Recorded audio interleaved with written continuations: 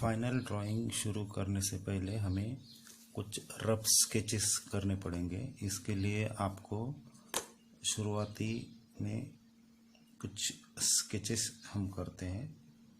Rough sketch करने के लिए आपको कुछ साइज लेनी पड़ेंगी। छोटे स्क्वायर बनाओ जो 10 सेंटीमीटर बाय 10 सेंटीमीटर के हो। साइज लेते समय ध्यान दें कि वो स्क्वायर बने। You must show back side of the answer paper square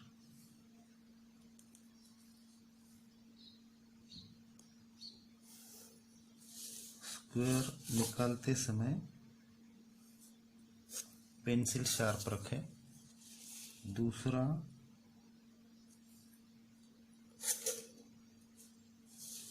हल्के पेंसिल से स्केचेस आपको करने के। स्केच करते समय आपको यूनिट्स लेने के। यूनिट्स मीन्स आपको यूनिट्स की ज़रूरत है। Units shapes, triangle 2, square 3, types of line any 2, vertical or horizontal or curve line,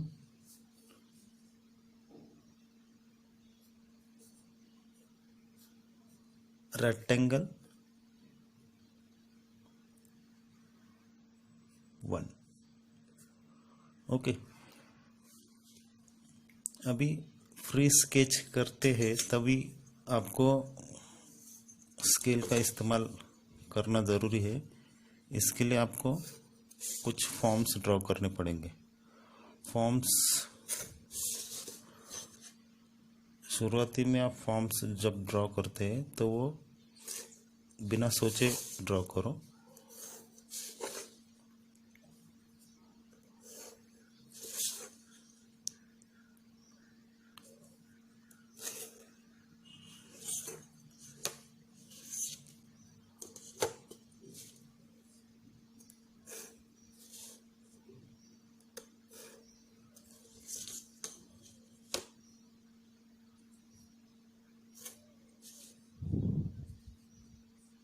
square means show 4 side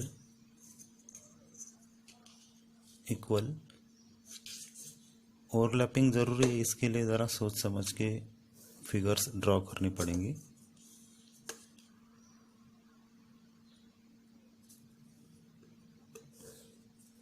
rectangle draw कर रहा हूँ मैं।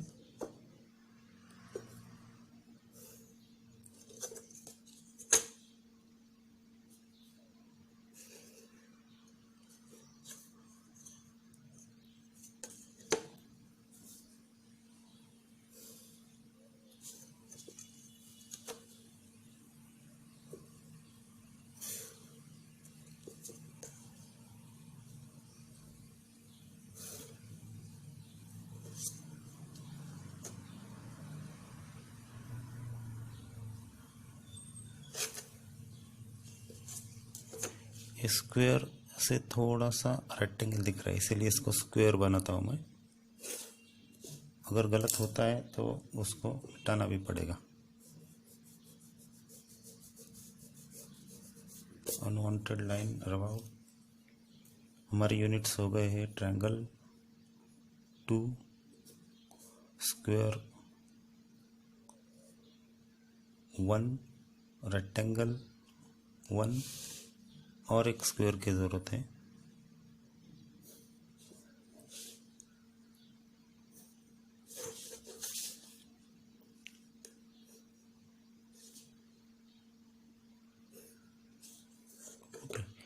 लाइन आपको लास्ट स्टेज में इस्तेमाल करने की है। लास्ट स्टेज में क्यों? क्योंकि हमें अच्छे और कुछ क्रिएटिव पार्ट्स चाहिए। जहाँ पे बड़े पार्ट दिख रहे हैं वहाँ पे हमें क्रिएटिव लाइंस ड्रॉ करनी थी। क्रिएटिव कर्व लाइन मैं यहाँ पे इस्तेमाल कर रहा हूँ। स्टार्ट टू एंड होनी चाहिए। दूसरी लाइन जो बड़े पार्ट है उसको डिवाइड करते हुए हमें कवर करने का है। कुछ इस तरीके से आपको आपका रफ स्केच करने का है। ध्यान रखें कि लाइंस ड्रॉ करते समय आपको बहुत लाइन बोल्ड ड्रॉ नहीं करने की। बोल्ड मीन्स कुछ इस तरीके से बहुत ही डार्क रहती है जो इरेज नहीं होती। आपको हल्के लाइन से काम करने का। हल्के लाइन्स मीन्स कुछ इस तरीके से। अगर हम बोल्ड लाइन को इरेज करते हैं तो इरेज होता नहीं है, वो दिखाई देता है। अगर हम जो टिन लाइन है इसको इरेज करते हैं तो जल्दी इरेज होता है और पेपर क्लीन रहता है। इसी तरीके से आपको आपका रफ स्केच करने का। आपको रफ स्केच ज़्यादातर 1 या 2 करें जिससे आपका कंपोजिशन अच्छा बने। और दूसरा, बैलेंस प्रोपोर्शन का भी ध्यान रखें। बैलेंस मीन्स हमने यहाँ पे स्क्वायर एक पहले ड्रॉ किया है। जब आप स्क्वायर फर्स्ट ड्रॉ कर रहे हैं फर्स्ट नंबर का, तो उसके सामने एक दूसरा बड़ा स्क्वायर आना चाहिए। यहाँ पे मैंने दूसरा बड़ा स्क्वायर ड्रॉ किया है। दूसरा बड़ा स्क्वायर, पहला बड़ा स्क्वायर, ये पहला बड़ा स्क्वायर है। इसके सामने एक छोटा स्क्वायर दिखाई देता है आपको।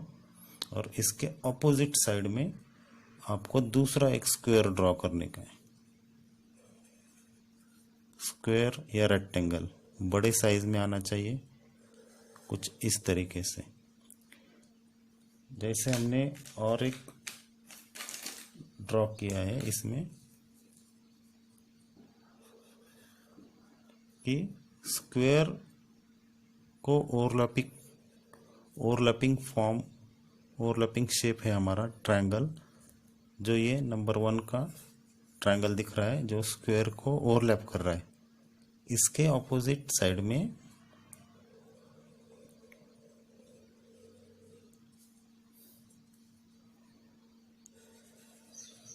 ट्रायंगल दिख रहा है। तो ये ट्रायंगल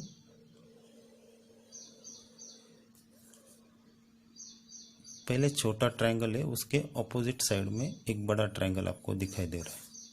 तो कुछ इस तरीके से कंपोजिशन होना चाहिए। अगर बड़ा ले रहे तो उसके ऑपोजिट साइड में छोटा, छोटा ले रहे तो ऑपोजिट साइड में, कुछ इस तरीके से भी चल सकता है।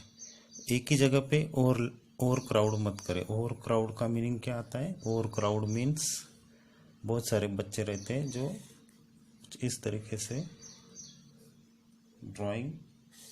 ड्रॉ करते हैं, इसके ऊपर ही ओवरलैपिंग शुरू कर देते हैं।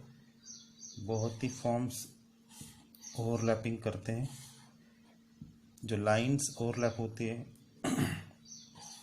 फॉर्म्स ओवरलैप होते हैं। फॉर्म्स ओवरलैपिंग होने के बाद एक ही जगह पे क्रिटिकल पार्ट्स बनते हैं। तो क्रिटिकल पार्ट्स नहीं बनने चाहिए, इसके ऊपर ज़्यादा ध्यान दें। इसके ऊपर लास्ट में लाइंस भी आने वाली। लाइंस जब आती है तब और प्रॉब्लम बढ़ता है।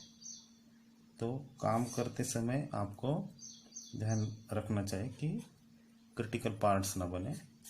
ज़्यादा सा जो यहाँ पे ब्लैक स्पॉट में दिखाई देता है, यहाँ पे लाइन ओवरलैपिंग हो गया, बहुत छोटे छोटे पार्ट्स बन जाते हैं। तो ऐसा नहीं होना चाहिए। तो आप इसका ध्यान रखें। आपको रफ स्केच करने का है तो रफ स्केच पेंसिल में ही करना पड़ेगा गाइडलाइन के लिए, जो आपको हेल्प करेगा आपका कंपोजिशन कैसे बना है। Okay, how to draw rough sketch. Back side of the answer paper draw 2 rough sketches. First A sketch and second B sketch.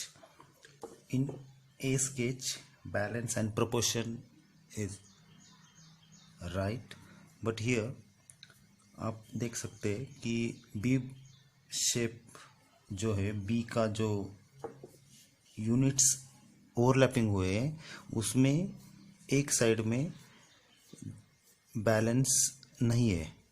तो मैं यहाँ पे चूज़ कर रहा हूँ पार्ट ए। ओवरलैपिंग का मीनिंग क्या है? ओवरलैपिंग मीन्स फॉर्म ज़्यादा ओवर क्राउड भी नहीं होनी चाहिए और साइड बाय साइड में हम ओवरलैपिंग करते हैं तो कुछ क्रिएटिव फॉर्म्स बनते हैं। क्रिएटिव फॉर्म्स यहाँ पे सरेशन लाइंस में आपको दिख रहे हैं। ओके, तो रफ स्केचेस आपको इस तरीके से करने के। रफ स्केच की साइज है 10 centimetre by 10 centimetre.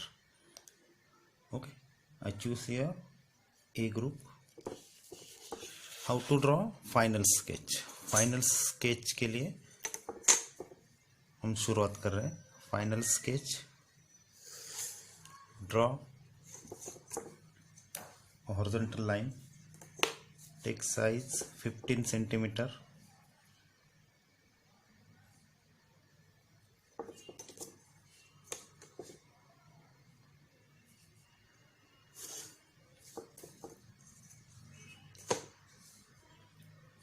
by 15 centimeter.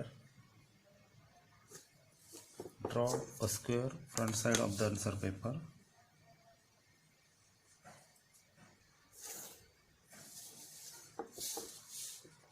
Check your size. You must show rectangle.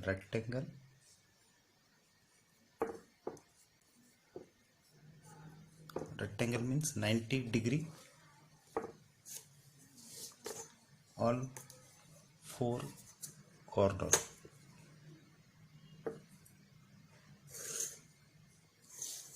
I choose here a group. I am going to show you how to draw or how to draw final sketch. In final sketch you must show thin line. You maybe use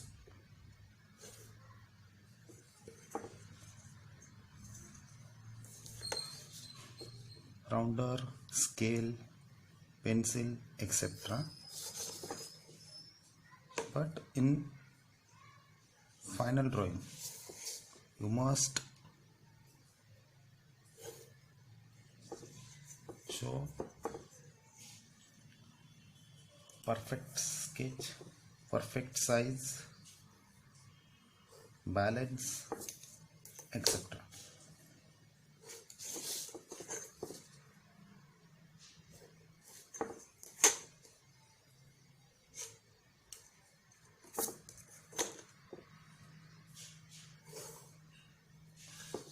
Normally change your composition.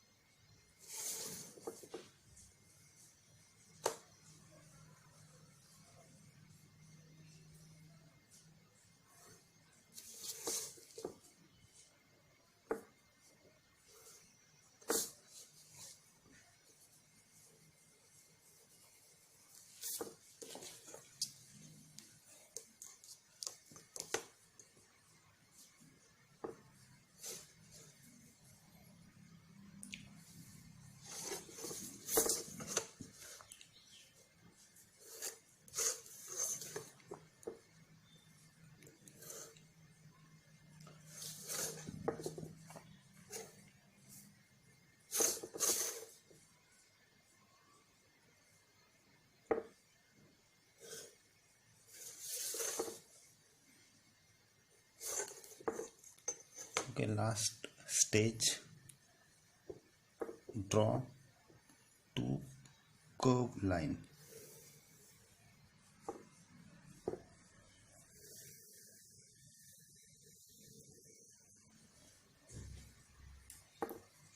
Okay, size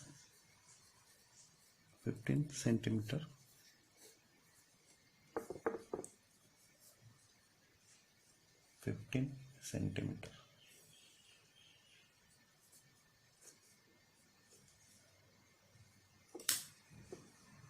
Second stage, if you completed your picture,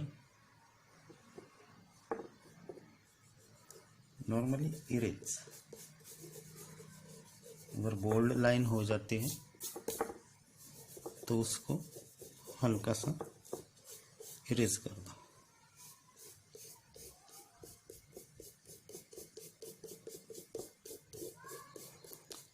हमें pencil की line नहीं दिखाने की है, हमें चाहिए colour. Unwanted line and bold line rub out. Then use sketch pen और colour pen. जो भी हम कलरिंग करने वाले, स्केच पेन से कलर करने वाले। स्केच पेन से कलर करते समय आपको कोई भी एक फॉर्म चूज करने का है। मैं यहाँ पे फॉर्म चूज कर रहा हूँ ट्रायंगल का।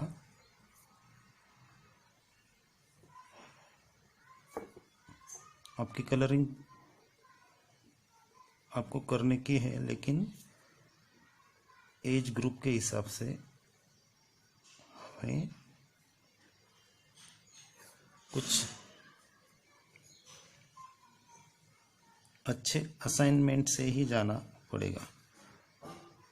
डायरेक्ट ब्रश से हम काम नहीं कर सकते। इसके लिए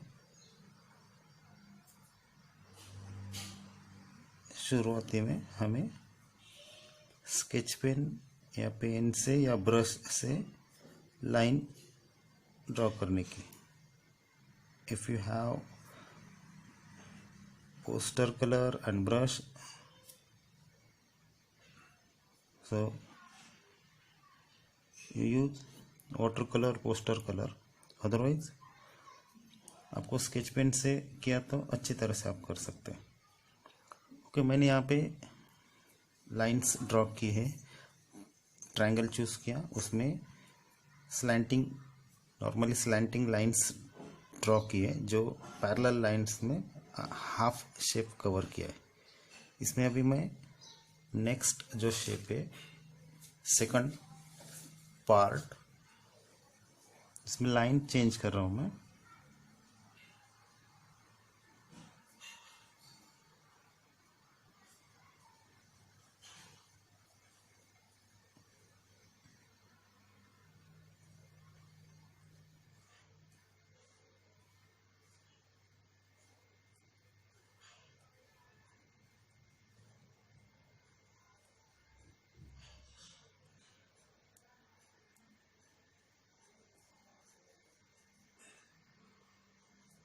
लाइन जॉइंट नहीं होनी चाहिए, इसके ऊपर ज़्यादा ध्यान दो।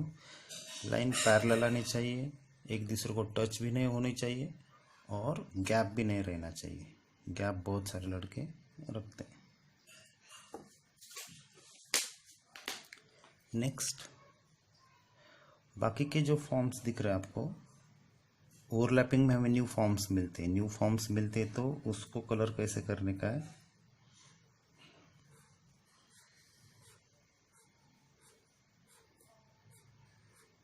कुछ इस तरीके से आपको प्रैक्टिस करने की। ये असाइनमेंट है।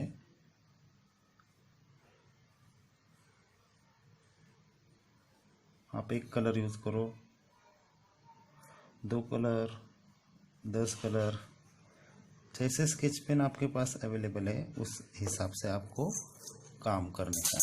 तो काम करते समय थोड़ा सोच समझ के कलरिंग करने की।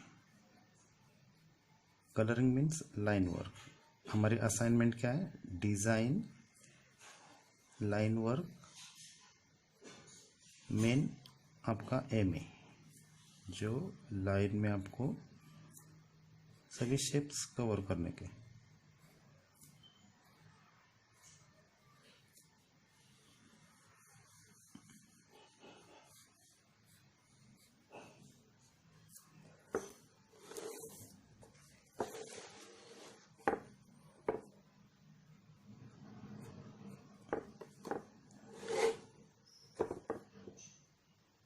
क्रिटिकल पार्ट आने के बाद कुछ इस तरीके से प्रॉब्लम होता है।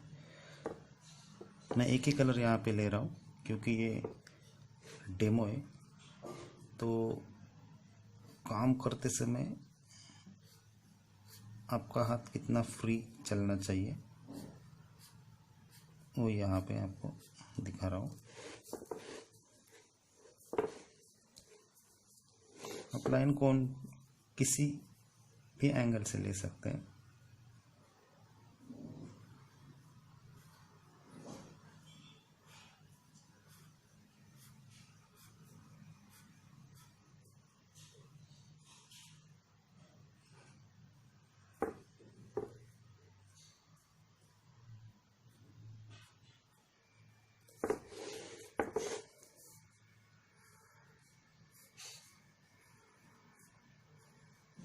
लाइन में गैप क्लियर होना चाहिए, बहुत बड़ा भी गैप नहीं चाहिए। कुछ इस तरीके से भी स्टूडेंट करते हैं, तो ऐसे नहीं होना चाहिए। उसको फिलअप करो, स्टार्ट टू एंड पॉइंट में होना चाहिए। वो यहाँ पे लाइंस ड्रॉ नहीं कर सकते, तो ये करते समय कम पैरेलल गैप रहना चाहिए।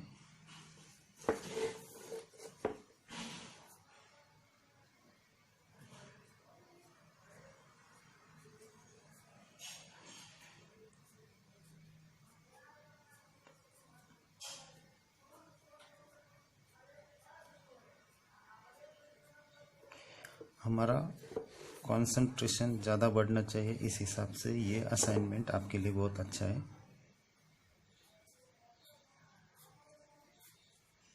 आपके हार्ट्स बीट्स जो चलते वो बंद करो,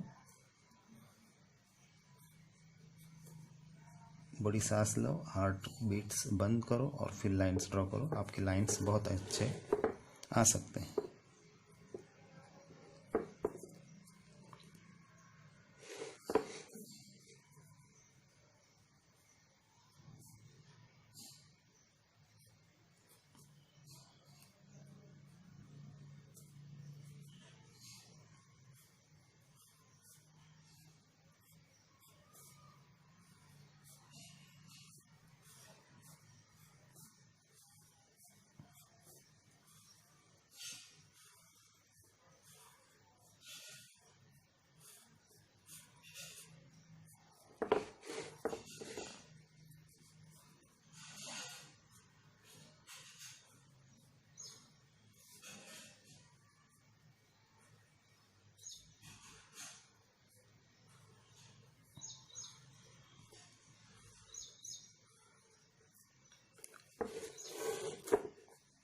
ओके, इस तरीके से आपको सभी फॉर्म्स पूरे कवर करने के। तो मैं यहाँ पे रुक रहा हूँ। आपको कोई भी एक फॉर्म चूज़ करने का है, उसमें कोई भी एक कलर चूज़ करो। जैसे मैंने यहाँ पे ब्लैक लिया है, और बाकी के जो फॉर्म्स है ओवरलैपिंग, उसमें आपको टाइप्स ऑफ लाइंस इस्तेमाल करने की है। जो वर्टिकल, हॉरिजॉन्टल, स्लैंटिंग लाइंस में आपको फॉर्म्स कवर करने के। ज़्यादातर पैरेलल लाइंस जो वाइट दिख रही है वो पैरेलल दिखनी चाहिए। दूसरा, कुछ वाइट स्पॉट मत रखो।